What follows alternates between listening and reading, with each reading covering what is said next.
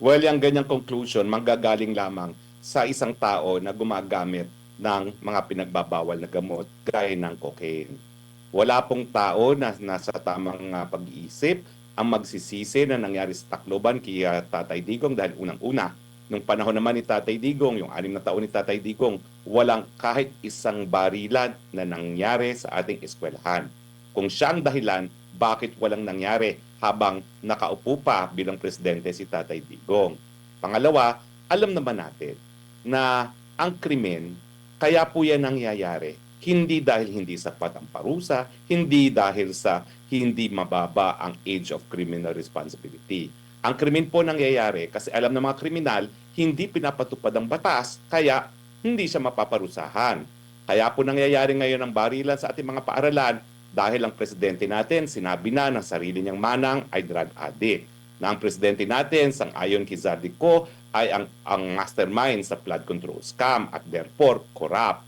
Kaya po malakas ang loob ng mga kriminal ngayon kasama ng mga kabataang mga kriminal ay dahil alam nila kung hindi napaparusahan ng presidente na siyang dapat nagpapatupad ng batas, bakit sila susunod sa batas? Attorney, lipat lang tayo ng topiko po, no? Lalo na yung nangyaring insidente sa Tacloban na ang ending ay kasalanan pa rin ng mga Duterte. Kung pagbabatayan, yung mga pahayag po ng mga nasa administrasyon at sumusuporta sa administrasyon na kesyo ang nagpalakas daw sa kamulatan sa pagkabayolente ay dahil po sa mga Duterte. Ano pong masasabi niyo po rito bilang dating tagapagsalita rin po ng Pangulo? Well, yung ganyang conclusion manggagaling lamang sa isang tao na gumagamit ng mga pinagbabawal na gamot gaya ng cocaine. Wala pong tao na nasa tamang pag-iisip ang magsisisi na nangyari sa Tacloban kay Tatay Digong dahil unang-una, nung panahon naman ni Tatay Digong, yung 6 na taon ni Tatay Digong, walang kahit isang barilan na nangyari sa ating eskwelahan. Kung siya ang dahilan, bakit walang nangyari habang nakaupo pa bilang presidente si Tatay Digong? Pangalawa, alam naman natin na ang krimen, kaya po yan nangyayari. Hindi dahil hindi sapat ang parusa, hindi dahil sa hindi mababa ang age of criminal responsibility. Ang krimen po nangyayari kasi alam ng mga kriminal, hindi pinapatupad ang batas, kaya hindi siya mapaparusahan. Kaya po nangyayari ngayon ang barilan sa ating mga paaralan dahil ang presidente natin sinabi na ng sarili niyang manang ay drug addict. Na ang presidente natin, sang-ayon kay Zaldico, ay ang mastermind sa flood control scam at therefore corrupt. Kaya po malakas ang loob ng mga kriminal ngayon kasama ng mga kabataang mga kriminal ay dahil alam nila kung hindi napaparusahan ng presidente na siyang dapat nagpapatupad ng batas, bakit sila susunod sa batas? Opo, lipat ulit ako ng topic, attorney, kasi meron pong sinabi yata ang Malacanang na by next year o sa paghimay nila sa budget para sa susunod na taon, which is ngayong taon yan gagawin, isasama na nila yung pondo para ulit sa flood control. Ano pong basa nyo po rito, attorney? Kasi marami pong mga nag-iisip na, naku, baka gagamitin na naman nila considering papalapit na ang susunod na eleksyon at sinasabi nga na ang a year before ang election ay pondo para sa eleksyon. Attorney? Well, yan po ay patunay na walang kabusugan ang mga buwaya sa Kongreso ng Pilipinas at wala rin kabusugan ang presidente na mastermind ng lahat ng kakurakutan sa ating bayan. Unang-una, no? Bakit mo naman sasabihin yan? Samantalang wala ka pa napaparusahan dito sa alam nating nangyaring flood control scam, no?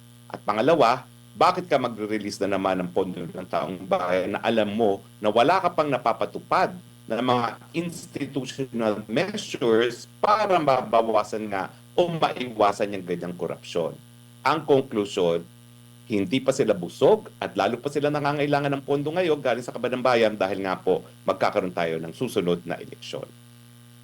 Opo, and tingin nyo po bago nila gawin yon, antayin na lang nila muna yung magiging desisyon ng Korte Suprema doon po sa kinikwestyong 2024 to 2026 budget at maging yung umusad na rin yung ano yata yung sa pag-question doon sa mga blanco, no, maliban pa doon sa question doon sa mula sa unprogram ginawang program at itong mga blankong items po, attorney? Well, in fairness, no, yung issue ng flood control appropriations, hiwalay naman dun sa mga kasong nakabinbin ngayon sa Korte Supremo. Ang kaso ngayon sa Korte Suprema, tama ba na sangkatutak ang unprogrammed funds, no, na ipinapasok sa pantaunang budget at ito ay pinampapalit doon sa budget mismo na re-request ng presidente sa kanyang sinumiting pangtaunang budget sa Kongreso, no? At sa tingin ko, ang desisyon kung talagang dapat magkaroon ng karagdagang mga flood control projects, yan ay dapat dependent doon sa kakayahan ng gobyerno na ipakita na kapag kinurakot mo flood control funds, ikaw ay paparusahan. Na sa ngayon, ay wala pang kahit sinong napaparusahan, wala pang ang kahit sinong mga mataas na opisyales ang nasasampahan ng kaso. Palagi lang promise at puro namang drawing, no? So sa akin po, talagang wala nang kahihiyan itong presidenteng ito kung talagang inanunsyo pa niya sa buong madla na bagamat kinukurakot ng mga buwaya ang pondo para sa flood control, bibigyan na naman niya ng pondo para lamunin ng mga buwaya itong darating na budget. Opo, attorney, may iba rin po ako ng paksa. Kamusta na po si former President Duterte? Ano po yung mga feedback na iyo po nakukuha mula po sa kanyang mga malalapit na kalyado, pamilya, na dumadalo po dyan sa ICC?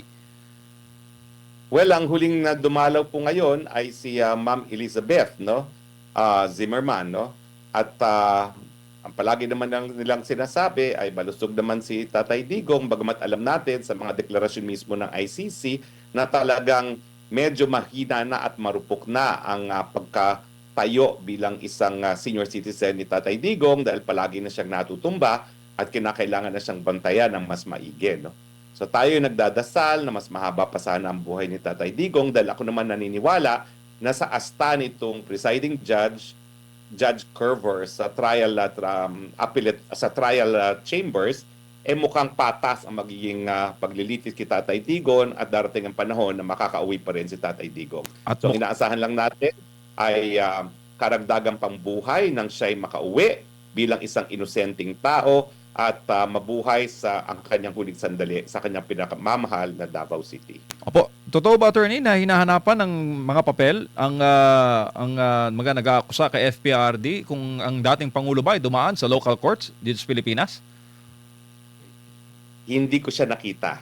Although, discuss ko kung bakit importante yung issue na yan kasi talagang kapag hindi nasunod ng Article 59, ang issue is na-kidnap ba yan o hindi. Kasi yung Article 59, ang intention yan ay para masiguro ang karapatang pantao at masiguro yung soberenya ng bansa na pinanggagalingan ng tao na hinihingi ng ICC.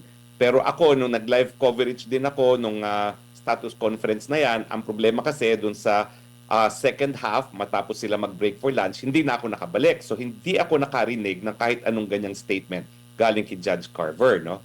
Pero pinahanap ko rin yan sa ilang aking mga kasama, hindi rin nila naririnig pa kung siya ay nagpahanap. Pero gayon pa man, talagang diniscuss ko na sa aking vlog kung bakit importante yung hindi pagsunod sa Article 59 ng Rome Statute mismo. Opo, kamusta naman po ang assessment ninyo sa bagong abogado o counsel ni FPRD? Well, bias ako kasi ako talaga nagrekomenda dyan kay Peter Haynes. Hindi ko siya personal nakakilala. Nakita lang kami nung binubuo yung bar ng International Criminal Court.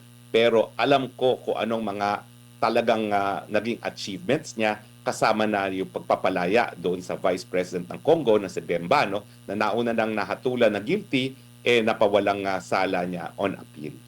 So matindi po talaga ang karanasan nitong si Peter Haynes at talaga naman pong siya ay kinikilala isa sa pinakamagaling na abogado sa United Kingdom dahil siya po ay pinarangalan bilang isang King's Counsel na isang titulo na ibinibigay lamang sa talagang mga matitinik na mga abogado.